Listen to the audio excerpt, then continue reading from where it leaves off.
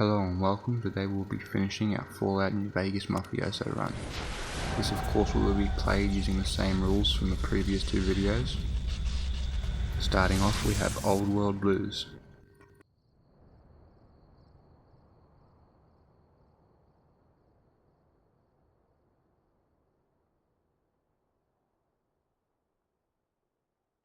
In the year before the Great War, Big Mountain had been the home to the brightest minds of the 21st century.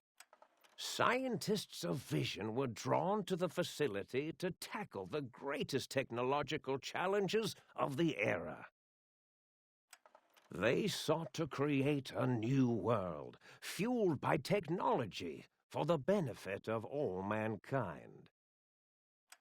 Sonic emitters, space-age alloys, DNA hybridization, force field particle research, autodoc advances in cranial, cardiac, and trauma surgery. The hopes and dreams of a century became realities in the electronic forges of Big Mountain. The nucleus of this research was the Dome, a huge stone facility that held the labs of every science known to man. It was a think tank where no problem could not be solved, where no question could not be answered. The Great War brought a new energy to Big Mountain and its scientists. Although sheltered from the front lines, the scientists waged their own war, fighting their battles at the atomic level. Equations and calculations marched endlessly across chalkboards and computer terminals toward one solution: winning the war. For years, the minds and computers of Big Mountain were a blaze of trajectories, weapon schematics, and nuclear theories. The problems began to outpace the solutions, first geometrically, then exponentially. As the war escalated, so did the questions. On the night of October 23rd, 2077, the scientists received an answer that put all their questions to rest. In the aftermath, Big Mountain's silent experiments went to sleep, their creators slowly dying in the new world that had been left behind. And the great stone in the middle of the Big Empty lay untouched, filled with countless technological wonders. Wonders that, in the end, had been answers to the wrong question. Having arrived in Big Empty. Arriving in the sink, I drop off some equipment that have served me well but I no longer have any use for. Either because it was broken or I just did not want to sell it because it was a unique item.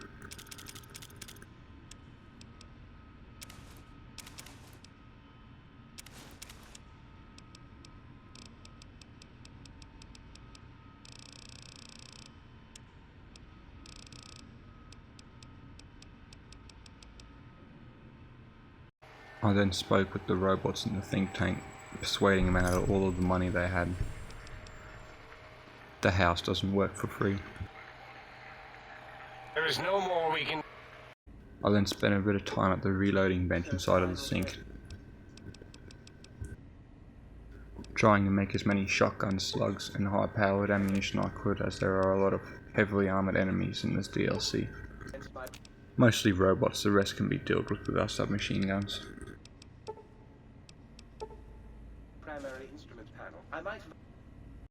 After setting out into Big Empty, I tested some of my weapons out on the lobotomites inhabiting it, finding out our 45 auto SMG doesn't really do much damage against the lobotomites. Our shotgun we've had from the very start of the run, but still serves us very well.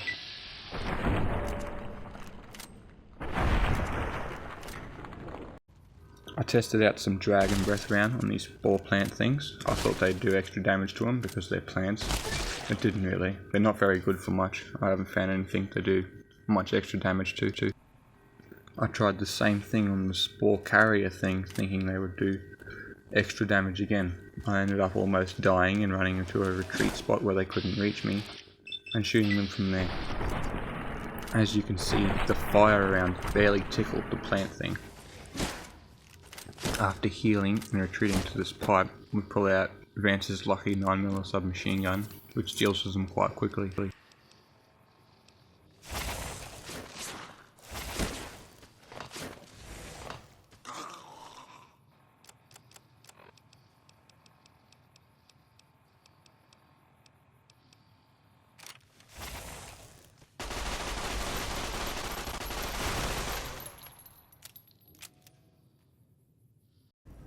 After acquiring the tape thing you need to turn the biological research station on, I turned all of the plants I'd gained from the Honest Hearts DLC into Salient Green, and then turned them all into Brock Flowers, Xander Root, and then into Healing Powder. It was because I ran out of healing items and didn't have enough science to make stim packs at the deluxe chemistry stations, or just with the Ginger Root and Brock Flower at a chemistry station. I spoke with the toaster just because he can't give me anything I want. I just like talking to him. My favourite one of the Sync AIs. So about all of the technologies Dr. Klein asked me to collect for him, I just ran through all of the testing facilities, sneaking past everything as I'd run out of healing items. It wasn't a entertaining watch. So let's just skip to how I cheesed the Robo Scorpion fight, because I was in that much of a hurry I forgot to upgrade the transmitter and couldn't turn it off. If you walk past the Robo Scorpion and right up into the middle staircase, there's a building you can hide in where the Robo Scorpion can't see you, and you can just attack him with whatever you have until he eventually dies. Of course, use my shotgun with its slugs as it did the most damage. Again, this run was only like this because of my own hubris. Spoke with Dr. Mobius, decided he wasn't a threat, and then spoke to my brain. I didn't like him very much. I decided I wasn't using him anyways. With an intelligence stat of 1, he could stay in his jar.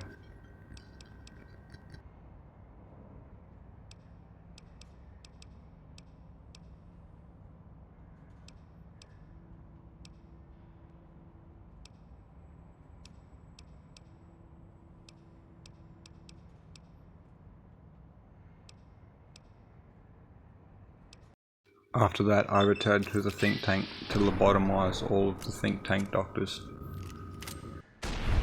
and completed Fallout New Vegas' Old World Blues DLC as a mafioso. Had been in the years before the Great War, Big Mountain, the Big Empty, became home to one of the brightest minds of the 23rd century.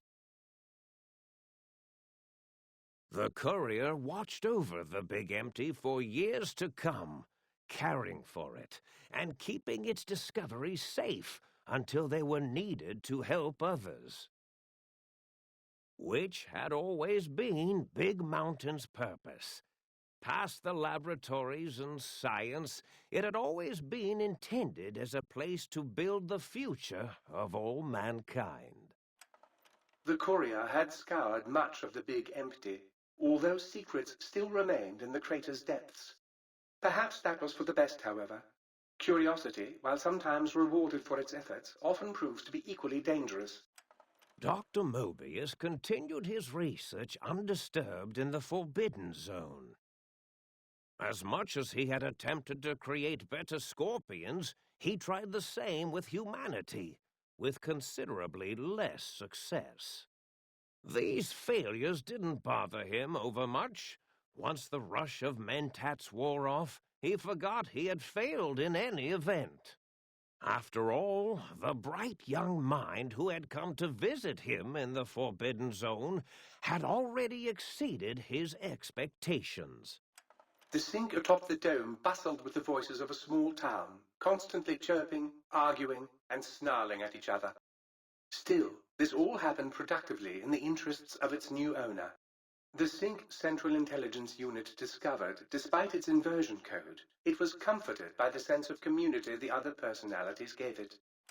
The biological research station, obsessed with seeding everything in sight. requested a transfer to the X-22 Botanical Garden, so that it might, in its own words, sensually fertilize the garden's smooth contours. The garden sent back a polite refusal, saying it had prior commitments with a vault it had helped infect before the war. The book-chute continued to devour all seditious materials until it nearly choked on a paperclip. It adamantly maintained it was a Chinese paperclip, and the whole thing had been an elaborately orchestrated assassination attempt. Whatever the reason, it slowed down for a while, carefully appraising each document and clipboard that came to it. The light switches continued to bicker and flicker.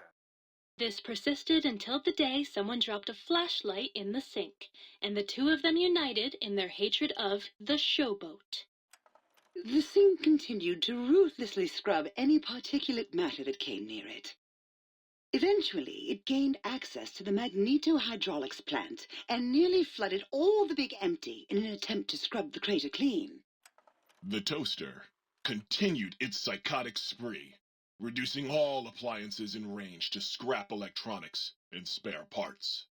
After one of its more psychotic episodes, however, the other sink personalities decided enough was enough and dumped the toaster in a bathtub.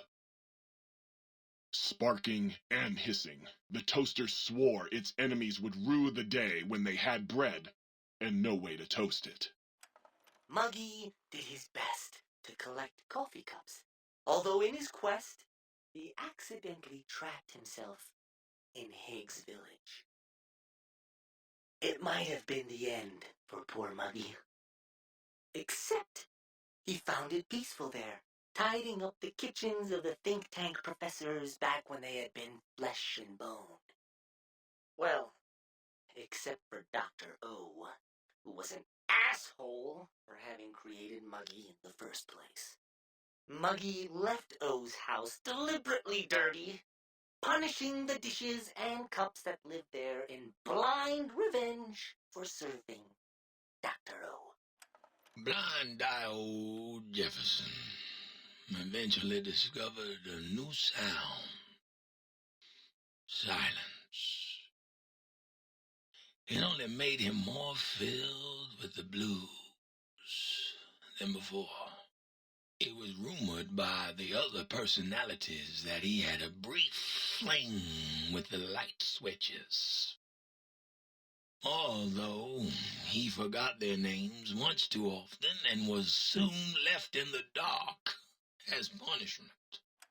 Autodoc, always gentle and methodical, kept sewing up the courier in all the right places when the skin split open from repeated wear and tear. The Autodoc was just glad to have purpose again.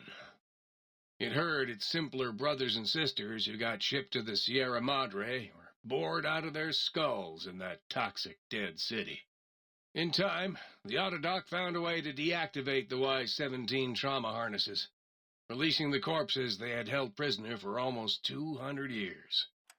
As the courier made his way through the X-8 facility, the computers analyzed the test subject's movements. They eventually created new cyberdogs to root out commie traitors from the wasteland. Traitors like Betsy Bright, Richie Marcus.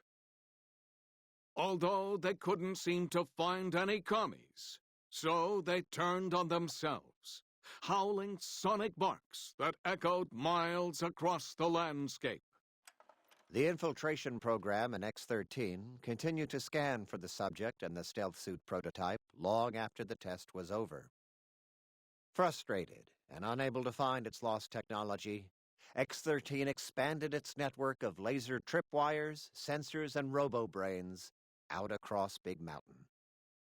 This glittering blue light beam forest cleanly bisected anything that entered its depths, slicing them into small segmented parts for easy disposal. The courier left the brain at the Big Empty. A strange thing to say, but it was the truth. Brains are less important than they may seem. When the courier's body finally passed, the brain was saddened. It kept on, remembering the vessel that had once contained it. Even at the end, when it started to fail, however, the brain resisted going into a floating chassis like the think tank. It never said why. Perhaps it was out of respect for the courier's body. All things must come to an end, and to hang on to the past is something that's not to be undertaken lightly. The think tank basement, filled with the lobotomized robotical frames of the doctors, now served as a graveyard. The monitors had recorded the battle in its entirety, including the think tank's final, shrill, terrified screams, whimpers, and pleas for mercy. They broadcast these humiliating last moments as a warning to anyone approaching the perimeter that other smarty pants were not welcome. The courier was the inheritor of the Big Empty, and there was room for only one will in the halls of the think tank dome. There is an expression in the wasteland, old world blues. It refers to those so obsessed with the past they can't see the present, much less the future, for what it is. They stare into the what was, eyes like pilot lights, guttering and spent, as the realities of their world continue on around them. Science is a long, steady progression into the future. What may seem a sudden event often isn't felt for years, even centuries to come. In the times following the Second Battle of Hoover Dam, however, old world blues took on a new meaning. Where once it was viewed as a form of sadness, nostalgia, it became an expression describing the potential for the future. It can be easy to see science as evil, technology unchecked as the source of all ills, all misfortunes. With the courier at the helm, science became a beacon for the future. There was old world blues, and new world hope. And hope ruled the day at Big Mountain. We could say more, but the stories in the Big Empty speak for themselves. Now armed with the transportal Ponder, the courier could return to the dome at any time and crack open the secrets of the Big Empty one by one. The sink sat vigilant, waiting for its master to return, shoes covered in Mojave dust. Only one road yet remained, and it was one the courier had to walk alone. Okay, now for the Lonesome Road, by far the hardest DLC of them all. This was quite a challenge. To start, I sold a light and shining darkness, along with some of the other equipment I wasn't using because I found the SMG variants better. I picked up as much ammunition and health items I could from all around New Vegas and the sink, and then made my way to the Lonesome Road. Upon entering the Lonesome Road, I found a small bunker, and within that bunker was a robot. Eddie helped me through the divide, opening commissary terminals and other things for me along the way.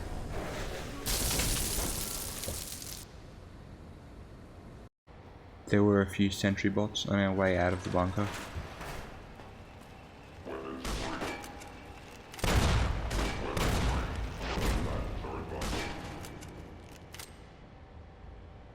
Eddie helped me restore power to the missile silo.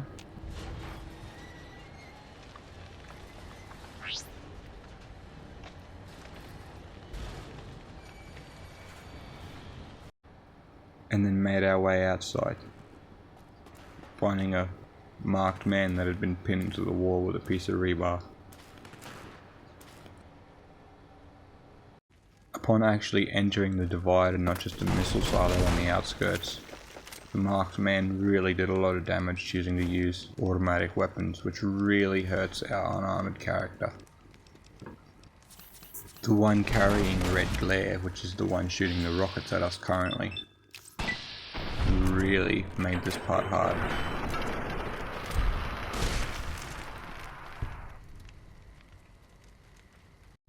After making our way through the first waves of marked men, a strange voice came through our robot Eddie. Old world ghosts.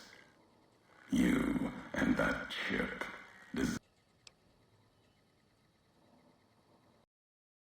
Choosing to seek the man using the robot to project his voice, we carved our way through more marked men.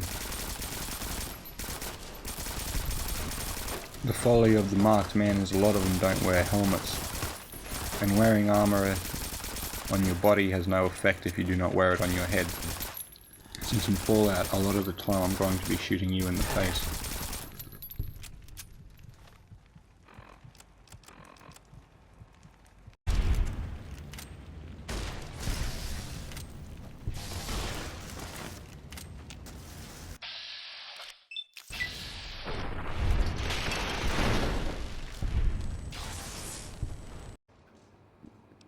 For the life of me, I could not fight the death claws no matter how hard I tried. I tried hiding, I tried getting them stuck on the post, everything I could. Couldn't get it done. I used the last stealth boy I had to sneak through the pack.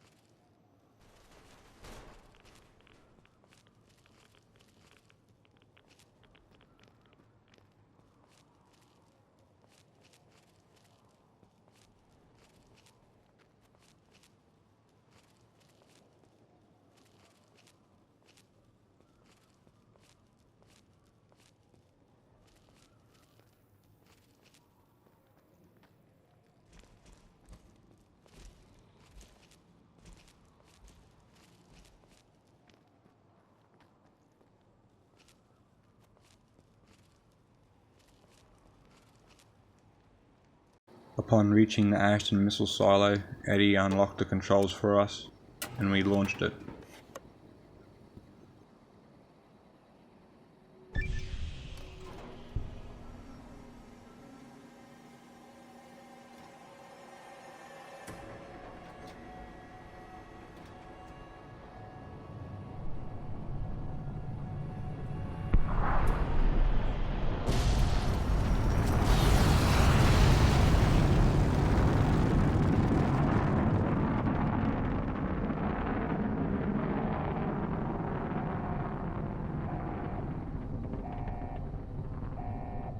It exploded in the sky, not the boom we were looking for.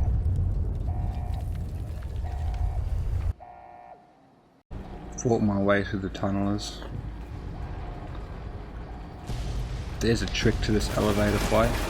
The way the tunnelers attack, they sort of leap forward, so if you kind of run in a square sort of thing, they kind of struggle to hit you. If you've got automatic weapons, they don't like them.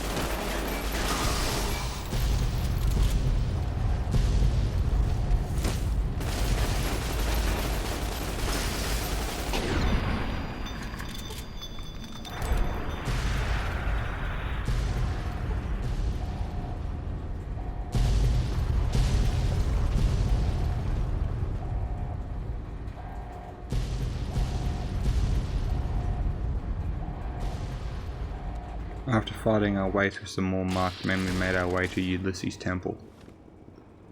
He had captured my robot Eddie.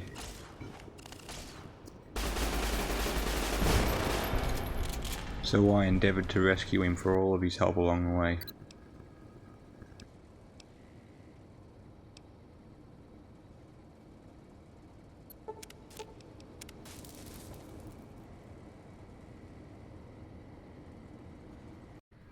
I spoke to Ulysses. He was difficult to talk to, not an easy man to please by any means, but I convinced him to stand down and help me fight. Or is it just you, courier? Marked men attacked and waved, surrounding us and overwhelming us, but we had something they did not. A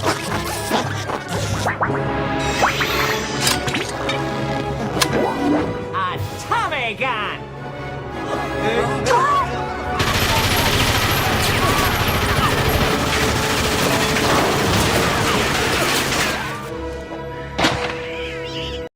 Using the original gangster's weapon, we mowed down many marked men Chicago style.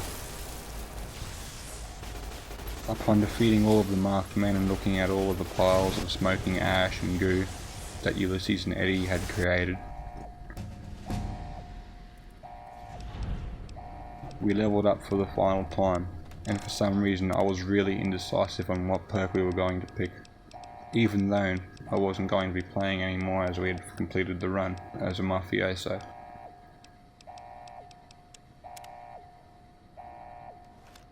To put the cherry on top, we set the nukes to target the Legion, just because I felt like it.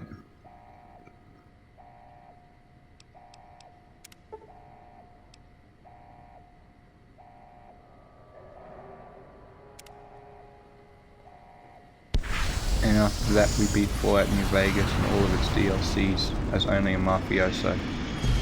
Thanks for watching. I will now leave you with the ending we got for this run. Erupted in fire as the flame trail of the two couriers' last message arced into the sky. Missiles fell on the east, and the Legion encampment at Drywells, where the Twisted Hears had allied, then been betrayed by Wulpus and Caesar. Legion soldiers died, their silhouettes blasted into the ground and earth, the last word of the last of the Twisted Hears. It was an ending to things, a way of erasing the road that had led to this point and the history that had walked with it.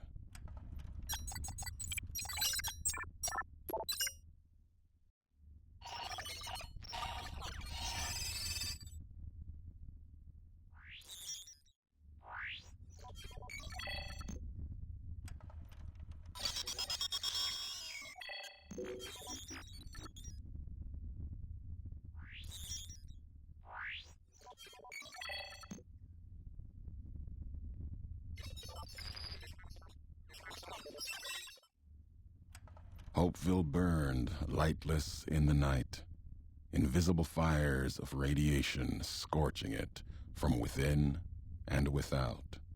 It is said a man still walked its streets with a tattered jacket, an old world flag etched on the back. He remained there, perhaps as punishment for the scars he left on the wastes, or a reminder of a history he could not forget. For Ulysses, his journey was over. The courier had been the end of his road. As for the courier, he turned his back on his home for the second time and made his way back, navigating the treachery of the divide. Tunnelers and the marked men avoided the lone figure, as if recognizing the courier's right to passage, or out of fear.